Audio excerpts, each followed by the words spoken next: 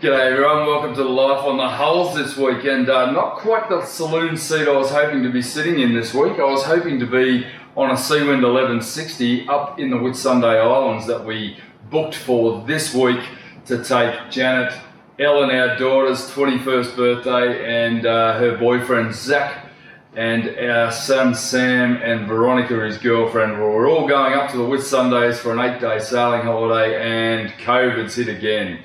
And unfortunately, Sydney is in total lockdown, and both of our kids live in the Sydney and Wollongong area, which is just south of Sydney, and they've been locked down now for some 5 weeks. We're not going to see them probably for another 4 to 5 weeks at least. So holidays on hold.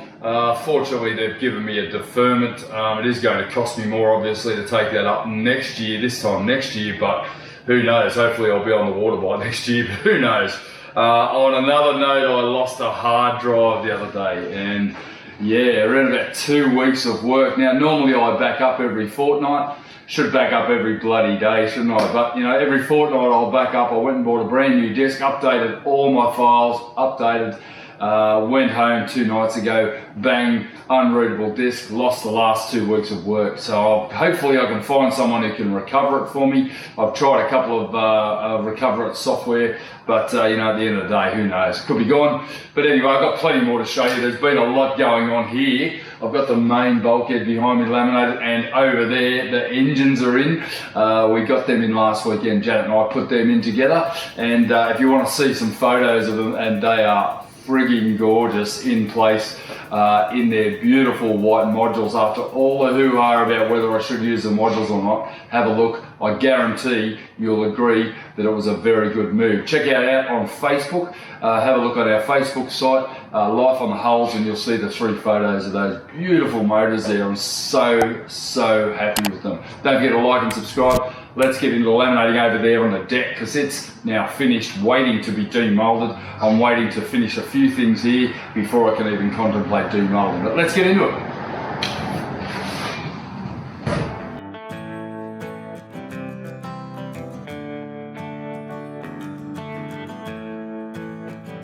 This is an intimidating load of laminating. There's a lot of cloth to go down here. I've got pretty much everything cut.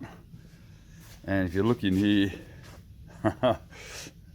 there's pretty much 2 sides of the boat there. It would probably be around about 30 or so kilos of cloth.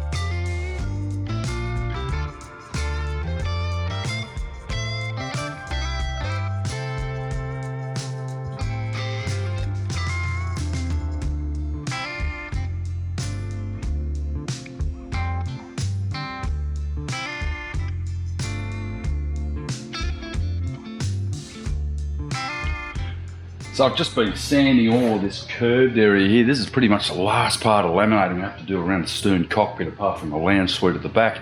But that's all had a good sand, and it's all pretty level. And what I've got to be very, very careful of is what I keep talking about, integrating my laminates. I've actually got 2 layers here. I'm going to put another 2 layers over the top, which then gives it a really bulk laminate of effectively 8 layers in total that I'll have on each of these ridges here. And then I intend to strip and reinforce them as well. You got to remember, they are not foam core on these corners here, and that's where I'm getting that sort of real tie back to the actual structure itself rather than just the foam. You can see here where I've beveled it, there's about a 2-inch section here, and that's a really important part of the structure.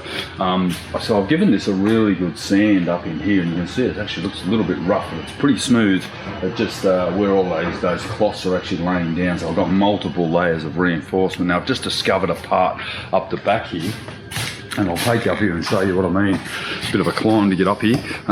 Right down in here, this is something that before I put any subsequent layers on, I really like to concentrate on areas like this. You can see here that I've got probably about 8 layers forming in this area here, and very, very difficult to consolidate down, particularly where I'm folding and pleating and cutting. But here I have a couple of little weak points here, here, and here. So what I'll do is I'll actually get a Stanley knife and I'll sand it, and I'll scrape away whatever I can get rid of first before I start to sand it. And you can see there I've actually got almost a 5mm void there that I've picked up over the course of the mould here, and another little area here. Now this is because I'm probably working in the dark up here. I've been doing a lot of night work up here. Just another good reason not to go hell for leather and put down 5 layers at a time. I like to put down a couple of layers and then come back and check it. It does increase my prep time, but it really does deal with any voids to making sure that pretty much the whole structure, as you see it, is well consolidated. In fact, you know, I'd be pretty proud of the fact that there's virtually no voids in this laminate at all. You know, if I had a team of people here, we'd be picking it up as we go, or we'd simply be going over the top and leaving the voids and letting a blister occur a bit later on. Now, I don't want that to happen, and I'm sure you guys don't either. So I'll scrape and cut these guys out. This one's it's not too bad, but certainly one that the next layer is not going to fit down in there unless I sand that smooth. And you can see there's sections here that just can't be in my laminate. I won't accept them as okay, and I'll sand them out in a moment.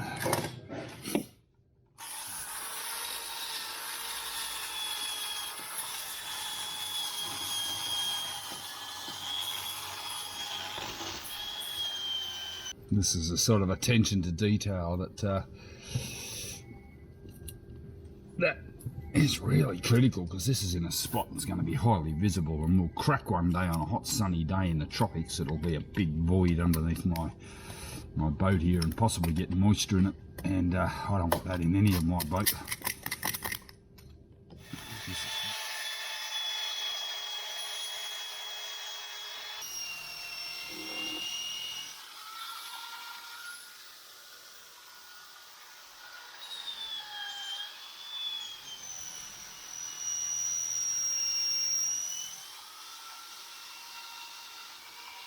Okay, I'm down to laminate D, which is around my cockpit mouldings. Now, this laminate's particularly different to the rest of it because it's a vertical surface firstly, and I don't want to lose too much wall space. So the engineers have actually determined that I can get a similar sort of bulk without, and I don't need quite as much strength because of the strength that's already in the moulding itself.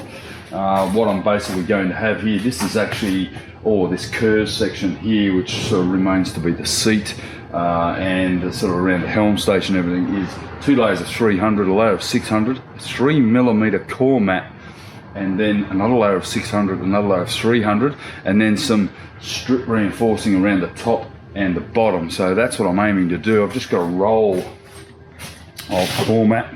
Got about 20 meters of this stuff, so it's a particularly thick impregnated mat, generally used in bulking agent to give me thickness but also to give me a reduced weight. But unlike a core like foam, it's nowhere near as thick. But certainly, as I've discussed before, the thicker we go with the core, we tend to get a better, stronger laminate. But the result is with this stuff is that it's a lot easier to wet out. I don't have to go gluing it on like I do with the foam, and it goes down pretty quickly, just like a laminate.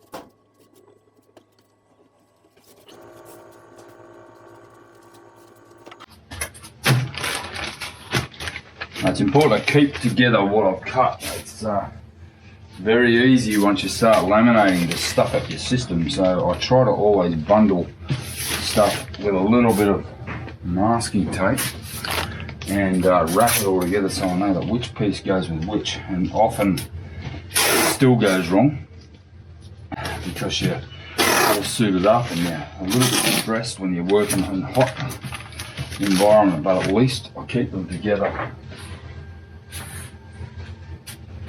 as I cut them, and I don't end up using something that I actually didn't have for that purpose. And that happens a lot. Because I haven't got someone actually sorting it for me. I'm really got to make sure, and preparation is just everything here. So what I do is I bundle everything and I label it.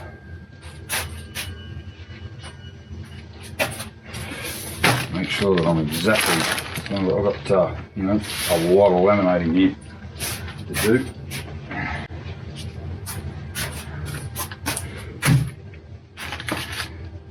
Pretty big layout, this section, even though it doesn't look like a lot. It's, you know, 10 layers of stuff going on all at once. That's going to be an all-day affair. I'll do each side separately.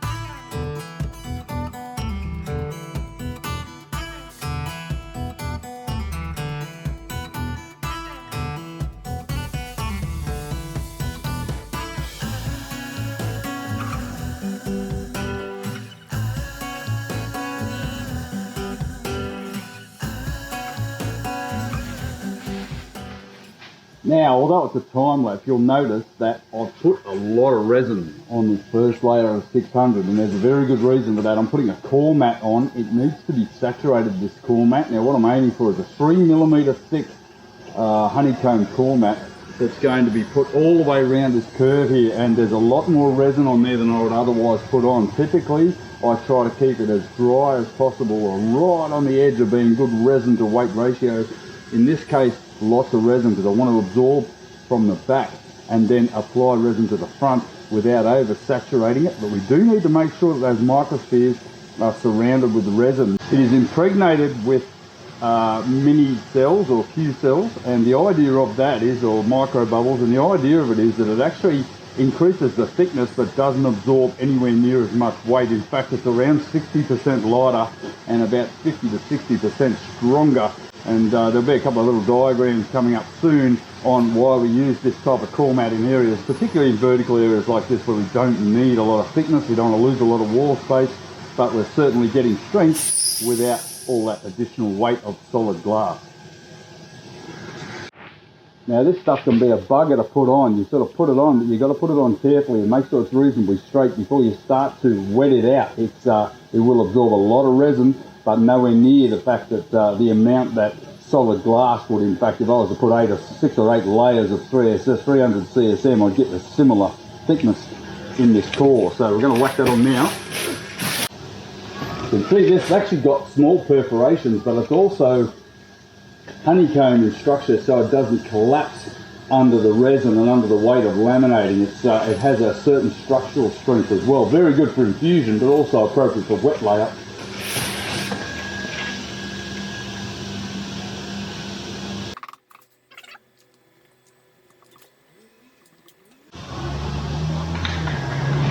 Now remember, I've got a very resin-rich surface under there that's already starting to absorb, so I should be able to just put this on, hold it on, and then continue the laminating.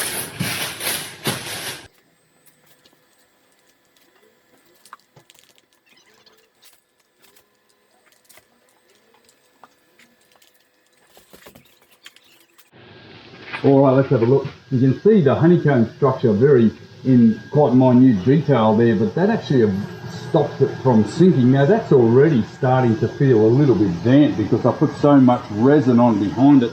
Now I'm going to wet that out sufficiently. Another layer of 600, another layer of 300, and then I've got like a 5mm thick laminate with only 3 layers of glass, which is actually a pretty impressive result.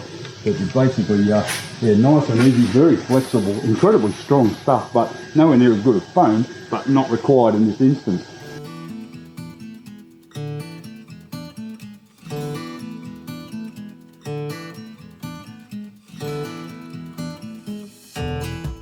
Now I promise you guys at some point this laminating will end and I and the rest of you will be able to get back to normal life where there'll be some exciting things like engine installs, module fittings and the like. But for now, without the main shell of the boat, we really have nothing. It's a couple more weeks of laminating for all of us to complete this very complex deck.